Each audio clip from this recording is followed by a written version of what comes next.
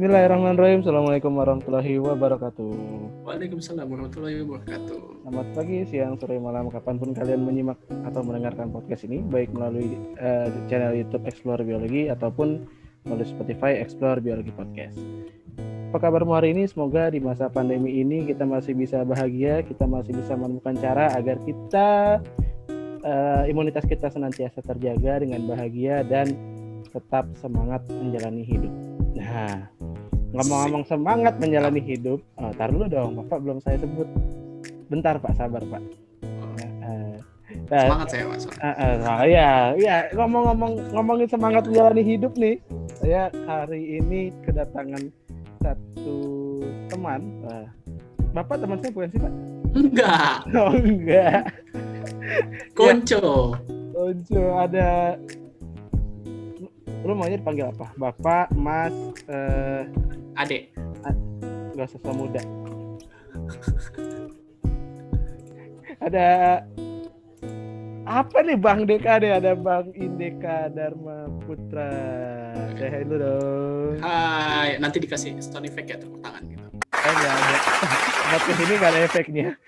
Di podcast sebelah aja, kan editornya sebelah ada baru. Kalau saya mah gak pakai efek, saya gak pakai efek apa-apa Pak. Iya deh. Iya, nah. Jadi Bang Indeka ini adalah kesibukan lo apa sih Dik sekarang Dik? Gue sibuk lagi podcast.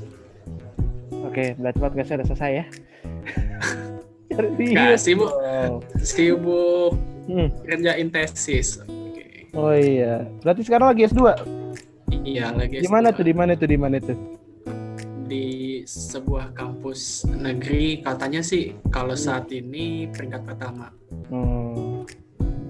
Sombong sama informasi tuh beda-beda tipis ya. Oh sorry maaf. Bener. Ya, terakhir sih saya dapat informasinya katanya peringkat pertama dari segi apa kemarin tuh ya, segi penelitiannya atau apa. Salah satu kampus negeri di Jawa Barat. Yang nempel sama Jabodetabek. Oh, Depok. Iya. Iya. Bener. Salah, iya juga ya. Kalau yang itu kan nempelnya 2, Jakarta sama Depok. Kalau itu kan yang kemarin saya ngomongin evolusi, Pak. Bapak. Oh, beda. Hari ini kampus tetangganya lah. Tetangganya ya. Iya. Oke. Jadi sekarang jurusan apa sih di PB lu? Bingung kalau ditanya jurusan, gak pernah ada jurusannya. Yang gue ini di prodi. Prodi. Pengelolaan sumber daya alam dan lingkungan. Pengelolaan sumber daya alam dan lingkungan. Nah, ini berarti cocok nih sama PSL. Pelestarian sumber daya dan lingkungan. Bentar. Ya. Ini kayak saya pengelolaan Pak. Pengelolaan sumber daya dan lingkungan. Berarti saya butuh ahli bahasa dulu nih. Kenapa disingkatnya PSL? Sumber daya itu 2 kata yang berbeda dong. Digabung. Intinya di IPB itu disingkat Pak, 3 huruf doang semuanya. Beda sama kampus kita. Oh iya. Kita beda satu kampus ya? Iya. Jadi buat para pendengar, saya di sini. Oh salah, saya bukan hostnya. Iya gak apa-apa. Bapak kan kemarin saya udah pakai fasilitasnya. Gak apa-apa Pak, Bapak jadi hostnya apa Pak? Bener Pak. Sorry malah ngambil podcast orang lah. Ya, nanti kita di podcast sebelah aja ya, nggak host bareng.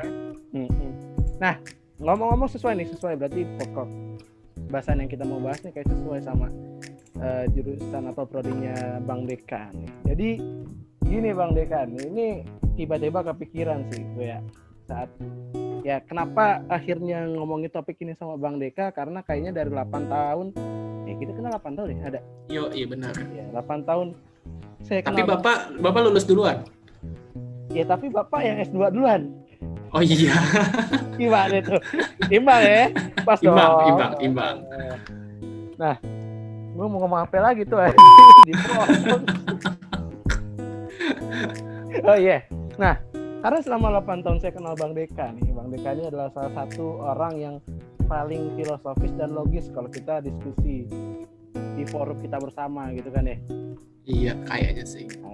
Jadi kayaknya ini tepat banget nih kalau pokok bahasan ini atau tema ini coba dibahas sama Bang Deka. Jadi gini, Dek. Kan pandemi ini kita udah lama banget nih.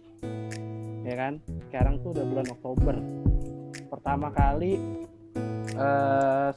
kalau gue sendiri mengibaratkan masa-masa kritis pandemi itu dimulai saat sekolah diliburin, ya kan? Karena kan kalau misalnya PSBB baru mulai April tuh, tapi kan sekolah itu udah mulai diliburin dari pertengahan Maret di Jakarta. Nah, kalau lihat beberapa artikel nih, terus kayak misalnya di Natgeo, di Detik, di Kompas gitu kan, kalau yang Indonesia gitu kan, kalau di luar negeri juga ada beberapa. Ada fakta menarik deh. Jadi fakta menariknya kayak misalnya Jakarta, ada langit Jakarta tiba-tiba yang biasanya kalau kita ngeliat langit tuh kehalang sama asap, ya, asap polusi, tiba-tiba waktu itu kita bisa ngelihat gunung gede dari jauh gitu kan. Ada gunung kecil ya? Enggak ada dong. Atau gunung Salak ya, yang enggak kayak Salak gitu kan.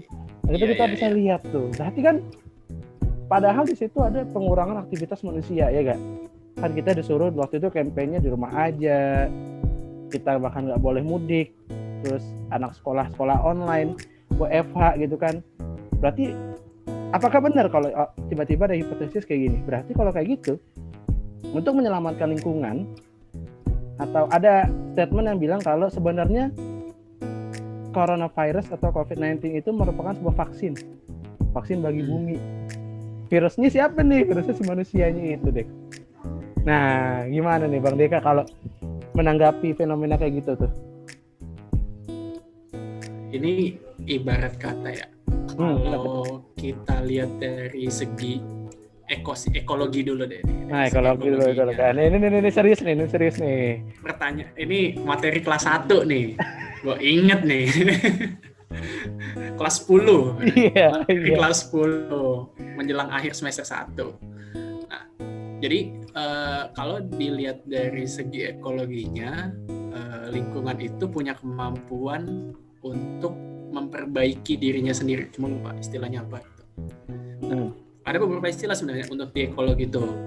Salah satunya itu bagaimana si lingkungan ini mampu mengembalikan kondisi dia ke awalnya. Contohnya, mungkin ada beberapa yang sempat tahu, walaupun nggak tahu benar atau enggak ya, zaman dulu ketika bumi baru terbentuk secara geologis dan secara kajian astronomis, awalnya bumi itu isinya lahar panas. Oke, ya, pernah dengar. Gitu. Mungkin bentukannya kurang lebih sama kayak Mars sama Venus gitu, makanya warna awal merah, dan ketika putaran kencang, akhirnya terbentuk segala macam gas dan mulailah di situ pertama kali muncul hujan pertama. Nah, berarti kondisinya sebenarnya bumi itu sedang sedang merestorasi dirinya sendiri. Apa tuh berestorasi, bahasa yang lebih? Sedang memperbaiki. Menyeimbangkan. Nah, oke. Menyeimbangkan keadaannya dirinya si bumi sendiri itu ya? Iya, itu. Nah, jadi itu salah satu contohnya aja yang pertama. Kedua, itu terjadi waktu setelah kepunahan massal, mass extinction, di kalau nggak salah sebelum zaman Carboniferous, setelah Cretaceous. Oke, bahasa biar kelihatan ilmiah dikit aja sih. Nih Bapak jangan sampai saya searching dulu nih buat nyari artinya nih. Saya juga bingung. Nggak ada artinya itu, emang zaman Cretaceous itu zaman kapur kalau nggak salah. Zaman kapur. Mungkin kalau yang nonton Jurassic Park tahu. Zaman kapur itu berarti manusia belum ada? Belum. Ya. Berarti jauh sebelum zaman batu, zaman logam. Iya. Tahu kan? Cuma nggak tahu tuh awal mula Nabi Adam waktu itu. Nah, saya ini berarti nyambung ya ke bahasan sebelumnya. Nabi Adam saya undang Mas Bowo lagi kali ya, kita podcast bertiga kali ya. Gitu, jadi dari zaman kapur pindah ke zaman karbon. Itu zaman karbon awal mula terjadinya ledakan kehidupan untuk mamalia. Karena sebelumnya itu bumi itu betul-betul dihuni sama reptil, sama serangga yang memang bisa bertahan pada kondisi tekanan atmosfer tinggi. Nah, ternyata setelah itu kondisinya. Terus jadi dari dulu sampai sekarang bumi itu selalu berusaha untuk menyeimbangkan. Berarti bisa jadi sekarang ini dengan istilah corona itu dianggap sebagai vaksin bagi bumi. Mungkin ibaratnya kayak kalau kata lagunya Ebit GAD, mungkin Tuhan mulai bosan. Baru kita nyanyiin. Panjang. Kalau mau nambahin durasi nggak apa-apa, 3 menit kita dengerin lagu Ebit GAD aja. Iya, berarti ya oke, Tuhan udah mulai bosan. Iya, nah begitu pula sama si bumi yang dari semenjak kemunculan manusia, walaupun ya sebetulnya memang udah diramalkan di Al-Quran, memang akan ada kerusakan. Tuh. Nah, kerusakannya cuma kan zaman dulu itu diperlihatkan oleh orang-orang yang egois, dan ternyata pun sekarang diperlihatkan lagi orang-orang egois dengan merasa dirinya sudah mampu segala hal, punya kemampuan nalar yang tinggi, bisa ini bisa itu, tapi lupa gitu, posisinya dia di alam semesta.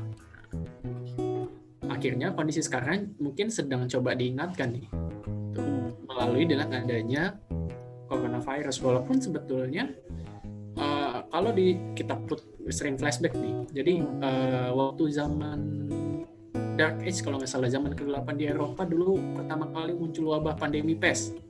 Iya, gue udah dengar. Nah itu yang sempat menyebabkan Black Death, kematian hitam katanya. Karena itu benar-benar ngeri dah. Karena kesannya mereka itu bagian-bagian tubuhnya banyak yang menghitam dan nari gitu, seakan-akan nari. Jadi sarafnya keganggu. Jadi kayak orang zaman sekarang bilangnya zombie ya? Iya, kayak zombie zaman dulu. Nah, ada waktu kalau nggak salah waktu itu baca di buku Harun Yahya, salah satu alasannya karena pada saat itu praktik no offense dengan yang di sini pendengar yang pro dengan LGBTQ gitu. Tapi pada saat itu salah satu dugaannya adalah terjadinya praktik homoseksual kalau nggak salah waktu itu yang merajalela. Gitu kan, berarti kan ada penularan yang dan mungkin zaman dulu juga praktik-praktik untuk aktivitas seksual yang sehat dan aman itu belum secanggih sekarang. Ya. Nah, sehingga penyebaran pes waktu itu sangat mudah tersebar, dan di Eropa itu sangat luas, dan itu menjadi salah satu masa-masa kelaman di sejarah manusia. Nah, mungkin sekarang juga gitu, karena kalau ditilik lagi bumi udah banyak rusak. Virus mungkin udah berapa kali dikirim, mulai dari Ebola, terus habis flu burung, flu babi, SARS, MERS gitu. Kayak nggak mempan gitu, orang-orang masih mikir gue masih bisa ngatasin kok. Sekarang dikasih virus yang ternyata mereka nggak siap. Padahal sebenarnya basicnya awalnya katanya dari SARS juga, dari tahun 2002. Nggak siap. Ya agak ini juga sih, agak kecewa sama kondisi yang sekarang ini. Bukannya mau masuk ke ranah politis, tapi waktu itu ada beberapa statement termasuk dari beberapa petinggi yang meremehkan. Gitu. Dan itu pun semua berlaku di semua negara yang petingginya terkesan meremehkan, ternyata ketika dikasih nih virus, kelimpungan. Kita semua nggak siap berarti ya? Nggak siap. Gitu.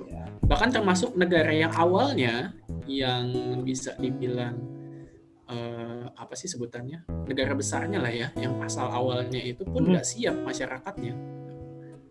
Kalau kita bilang kondisi masyarakat kita saat ini di Indonesia sama di Tiongkok kurang lebih sama, gitu. Sama-sama meremehkan awalnya, tapi akhirnya mereka mulai sadar dan lebih cepat beradaptasinya. Nah, cuma di beberapa negara yang tidak mampu beradaptasi dengan cepat, seperti negara-negara berkembang khususnya. Terus juga kalau di Asia salah satu yang tinggi juga tuh kalau nggak salah di India. India juga kacau. Karena orang-orangnya emang masa bodohan kan. Ya di sana aja maksudnya kan sistem sanitasinya aja masih buruk. Gitu. Kurang lebih lah sebenarnya kita tuh, cuma ya gitulah. Ya kita Negara mereka lebih kecil. 11-13 lah ya, kita 11-13 lah sama. Iya. Enggak, 7-11 kita sama India. 7-11 ya. Saya Udah tutup dong. Nggak disponsorin sih. Hah? Ya kan gimana minta sponsor, udah tutup Pak. Ya Iya. Allah. Gitu. Nah, jadi sekarang ini kesannya bumi udah jengah, dikasih dia mengeluarkan sesuatu yang bisa untuk merestorasi lingkungannya kembali gitu. Dan ternyata terbukti ketika benar-benar orang-orang ini melakukan lockdown, PSBB ya kalau di Indonesia nggak ada lockdown. Nah, Istilah lockdown nanti ekonomi mati. Iya. Istilah lockdown yang gue tahu itu cuma di daerah Tegal. Sekarang DPRD-nya udah cukup lah. Cukup lah, nanti masuk politik nggak sih? Ya nggak ada habis ya ngomongin politik ya. Terus. Ya gitu. Nah, jadi kesannya ya corona ini penyelamat karena selama ini lingkungan itu nggak pernah diperhatikan. Iya. Dan kayaknya pas di kuliah siapa ya? Ada yang sempat bilang salah satu dosen gue. Kalau seandainya corona ini, COVID ini dianggap, bukan isu lingkungan ini sama urgentnya seperti COVID, atau jangan-jangan karena isu lingkungan misalnya pemanasan global atau kebakaran hutan di Indonesia, kita nggak usah jauh-jauh, banjir bandang, itu longsor. Kalau itu menelan korban jiwa sangat banyak dan ini menjadi isu global, mungkin bumi nggak akan seperti sekarang. Iya. Karena orang-orang masih banyak yang gue nggak ngerasain kok gitu. Tapi begitu dia melihat di depan mata ada yang rusak, baru dia panik. Ya emang kayak sifat alamiah kita ya. Iya, itu masih sifat alamiahnya. Dan itu sudah dikatakan sama saya kebetulan muslim gitu ya. Bukan muslim liberal, bukan muslim salafi. Udah bodo amat. Bapak muslim KTP dulu. Iya. Nggak ada Pak di KTP muslim, adanya Islam. Oh iya. Berarti Islam KTP namanya. Iya. Bagaimana? Jadi ada beberapa sudah dijabarkan dari awal pembentukan manusia itu mau ditaruh ke bumi, udah dibilang sama malaikat, buat apa sih? Ini makhluk pasti cuma buat kerusakan doang.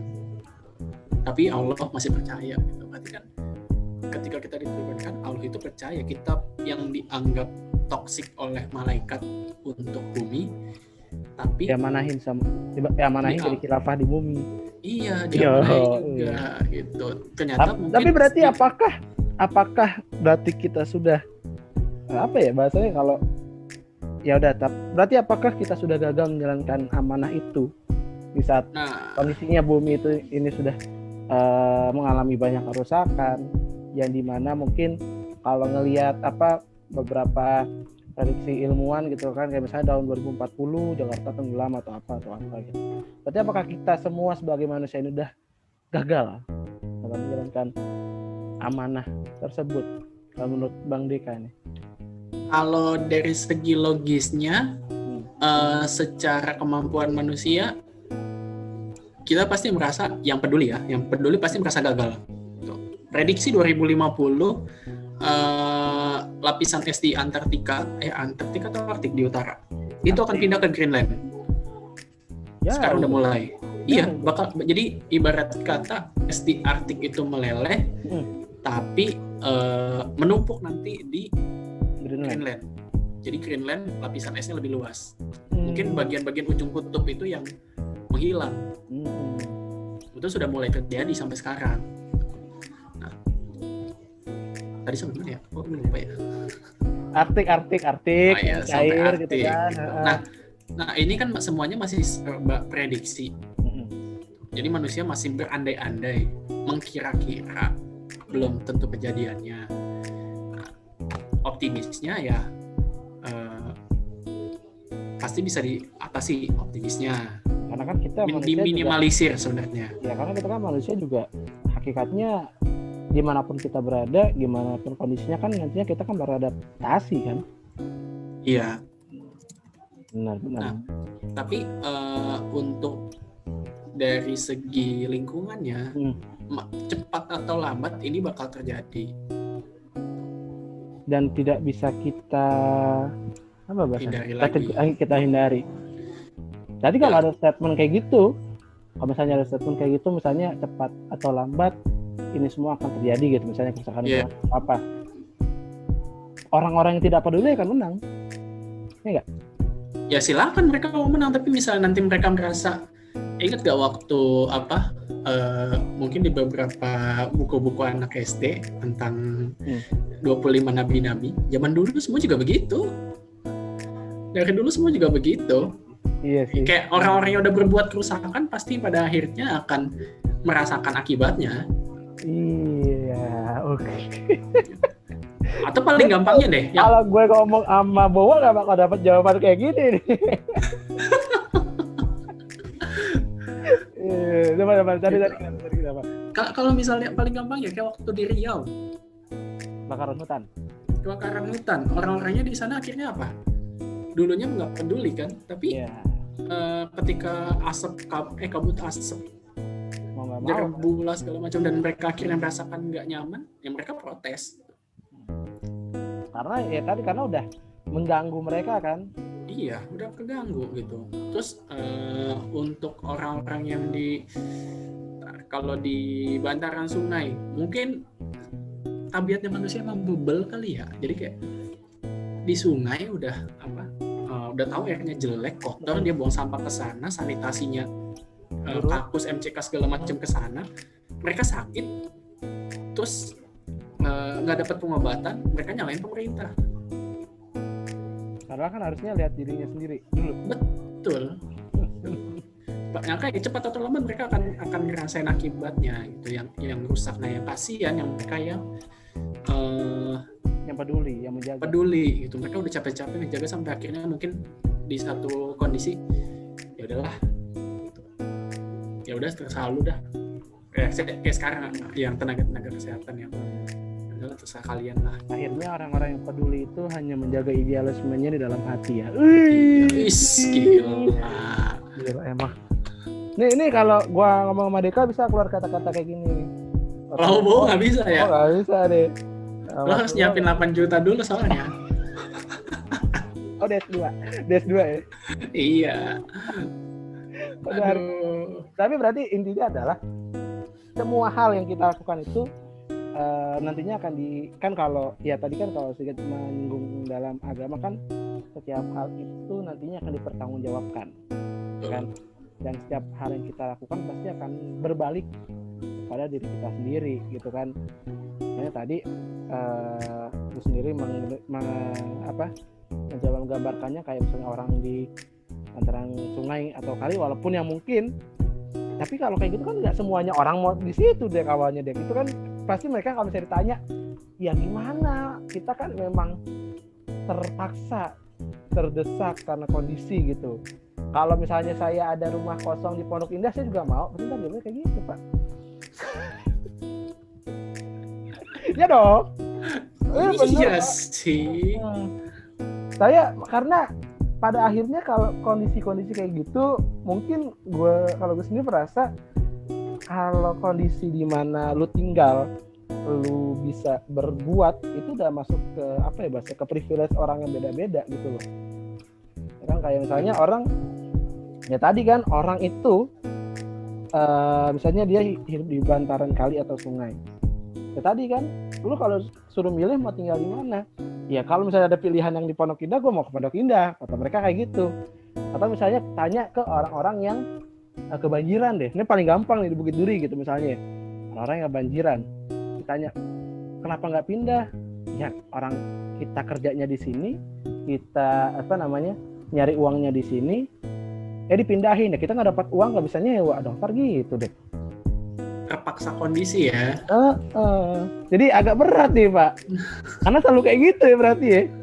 Lingkungan, isu lingkungan nih sama ekonomi selalu ditabrakin nih. Kenapa? Ini masuk lagi baru masuk nih ke ini gue nih. Apa tuh? Jadi di gue tuh belajar bagaimana pembangunan itu harus selaras sama lingkungan dan sosial. Gimana tuh? ada namanya untuk sekarang ini 3 pilar pembangunan: lingkungan, ekonomi, sosial. 3 pilar pembangunan keberlanjutan. Sayangnya sampai saat ini, mungkin sebenarnya waktu zamannya Pak Harto, waktu Orde Baru itu udah mulai dibangun. Di Repelita, yang dibuat di Repelita itu memang bertahap semuanya. Pembangunan berkelanjutan sudah dicanangkan oleh, istilahnya pertama kali itu kalau nggak salah dicanangkan oleh Profesor Emil Salim. Guru besar UI. Ya, guru besar UI, ekonom, tapi kerja dan mendapat jabatan sebagai Kementerian Lingkungan Hidup. Iya. Waktu itu gue ikut tuh, webinarnya keren emang. Prof. Emil Salim keren gitu. Nah, sayangnya sampai saat ini setiap ganti presiden, kalau berapa kali ngobrol, ganti presiden ganti kebijakan. Ganti presiden ganti kebijakan. Jangan presiden, wali kota deh. Kalau RT mah jangan lu tanya, RT mah ya administratif doang lah gitu. Paling cuman bisa di bantuan sembako doang ngurusnya kan. Iya. Tapi hal-hal keberlanjutannya nggak diterapin. Yang penting bagaimana ekonomi jalan, selalu begitu. Untuk negara berkembang, di kajian ekonominya itu, ekonomi lingkungan hidup, negara berkembang itu akan berusaha menaikkan ekonomi. Ya. Tapi setiap negara pada satu waktu, pada satu titik akan merasa untuk peduli sama lingkungan. Ketika apa? Ketika sumber daya sudah habis. Di saat nggak ada yang bisa dipakai lagi. Iya. Dan negara berkembang sekarang adalah korban dari negara-negara yang maju sudah sadar duluan. Ya kan, karena dulu kan zaman industri gitu kan ya. Iya, kita mah zamannya masih dijajah gitu kan ya. Kita masih dijajah gitu kan. Dia udah maju, kita baru kenal nih mesin loh, ini namanya mesin. Baru mau seneng, nggak boleh dirusak, sialan. Bangke gitu. Ya memang nasib ya Pak ya. Negara jadi kita tuh ibarat kata korban dari kolonialisme dan kapitalisme yang berlaku di dunia ini, Bung. Dan sampai sekarang masih ada dampaknya. Masih. Jadi kalau kita lihat negara-negara yang sudah maju dan sudah cukup sadar, memang balik lagi ke etikanya mereka yang sudah cukup diterapkan, tapi kita dalam etika dan moral kita terhadap lingkungan itu belum berkembang. Karena kita masih fokus ke ekonomi. Karena kita intinya perut kita keisi deh. Iya, sampai sekarang kan gitu ya. Ya nggak usah jauh-jauh. Kemarin saya waktu kerja datang ke kampung, sosialisasi untuk menahan diri untuk nggak sering berburu aja. Ya berarti kan nanti kalau saya nggak itu duitnya saya makan dari mana? Karena bahkan sampai ada kebutuhan paling dasar manusia kan. Mereka sampai, dan kebetulan waktu itu saya ingat banget lagi tahun baruan dan di sana tradisinya ya minum-minum, jedak-jeduk. Saya datang di sana diajak ngomong sama orang udah setengah mabok. Jadi gimana nih? Awalnya saya nggak ada niatan mau ngapa-ngapain, cuma main doang, kunjungan doang ke kampung, kayak ya udahlah, udah kayak keluarga sendiri. Di daerah mana tuh, Kalimantan? Kalimantan Barat. Kalimantan Barat. Jadi gimana nih? Misalnya hutannya diginiin, gini-gini, nanti kita nggak bisa nggak kopa, ini apa? Nggak ada niatan untuk merusak gitu.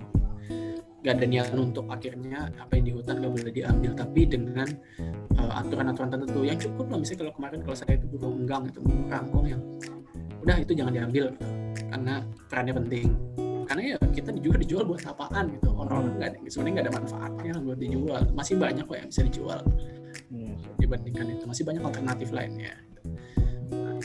Ataupun sebetulnya kayak sekarang waktu itu sempat ramai yang burung kicau, ya silakan gitu kalau emang mau apa beternak. Sekarang peternaknya udah banyak, gak usah lagi ngambil dari alam, ambil aja anak-anakan dari peternak. Gak usah pakai banyak alasan deh gitu. Ntar gak bagus hidupannya segala macam, ya lu yang bikin bagus, lu peternaknya.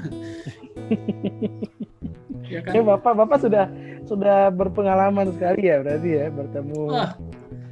itu udah hal-hal yang, dan saya pun maksud dengan namanya kearifan lokal di masing-masing, mereka itu yang benar-benar mereka yang masih menjaga teguh adat istiadat itu yang benar-benar memang bisa kita katakan pembangunannya berkelanjutan. Kita mungkin nggak ngelihat di sana itu yang punya gedung mewah berpuluh-puluh lantai atau rumah-rumah gede dengan pagar betis tinggi, nggak pagar betis. Pagar betis, serangan bebas dong. Iya, nggak bisa penalti. Gue penalti lah. Nggak ada gitu. Tapi kita pun kan mereka apa sih, makan steak, makan makanan resto gitu. Enggak, tapi kalau dilihat kehidupan mereka santai, mereka sehat dan mereka menikmatinya. Menikmati hidup itu yang paling penting, Pak. Itu yang penting. Ketika kita menikmati hidup, berarti kita secara nggak langsung sudah makmur gitu. Pokoknya nanti intinya terakhir aktualisasi diri aja ya kan ya. Masih ingat dikit ya. Aduh, berat. Oke, jadi kesimpulannya nih kita kayaknya udah mulai berjauh banget ya. Nah, tadi kalau balik lagi ke temanya ya sih, apakah manusia itu sebagai virus? Manusia itu sebenarnya sumber daya bagi lingkungan itu sendiri. Nggak bisa kita katakan manusia itu sebagai virus, cuma sifatnya. Ada beberapa orang yang sifatnya itu merusak dan seakan-akan dia sebagai virus yang dibilang tadi toksik untuk lingkungan itu sendiri. Tapi nggak sedikit juga orang-orang yang masih peduli, yang mau menjalankan peran dia sebagai khalifah, yang secara nggak langsung sebenarnya mereka juga obat untuk virus tersebut gitu. Karena kita tahu vaksin itu berasal dari virus itu sendiri. Iya, berarti benar dong. Berarti benar. Jadi kalau kita mau mengobati perilaku manusia yang merusak terhadap lingkungan, berarti mulai juga dari diri kita sebagai vaksin itu. Gila, jarang ngomong begini kan. Gila. Lu kayak gak sia-sia ya kuliah S2 berarti ya? Mending lah ya, mungkin kan nggak masuk kampus itu ya, yang sebelah ya. Teman kita masuk kampus sebelah gitu aja soalnya ya. Ntar nanti saya mau ajak ngomong lagi deh ntar di episode selanjutnya kali ya. Iya, mungkin kita bertiga bisa tojos-tojosan gitu. Oh enggak, teman kita dulu yang jadi garda terdepan mungkin Bapak undang dulu aja gitu. Udah saya undang terus dia ngomel. Yuh, yang lain ada videonya, gue enggak gitu. Oh jadi di episode awal. Gak saya kasih video dia, gak saya kasih video dia. Kan ya, harus disamarkan dulu, Iya, disamarkan. Bahaya nanti kalau kebuka kan. Oke, menarik. Jadi setelah 30 menit ini kita udah banyak berdiskusi tentang lingkungan. Jadi kesimpulannya udah dibilang sama Bang Deka juga. Jadi intinya adalah yang kita yakini bersama adalah manusia itu sebenarnya virus. Tapi ya karena vaksin itu dibuatnya dari virus itu sendiri, ya manusia juga bisa jadi vaksin bagi lingkungan itu sendiri. Mungkin tambah lagi sih sedikit. Apa tuh? Masih ingat nggak tahu Bapak masih ingat soal filsafat IPA ya? Wah, saya ingat sekali dong. Jadi itu saya presentasi nggak baca PPT itu doang, Pak. Dan ini maju gitu. Udah gitu dosennya nggak ada ya? Dosen ada di belakang ketawa-tawa doang. Ya Allah.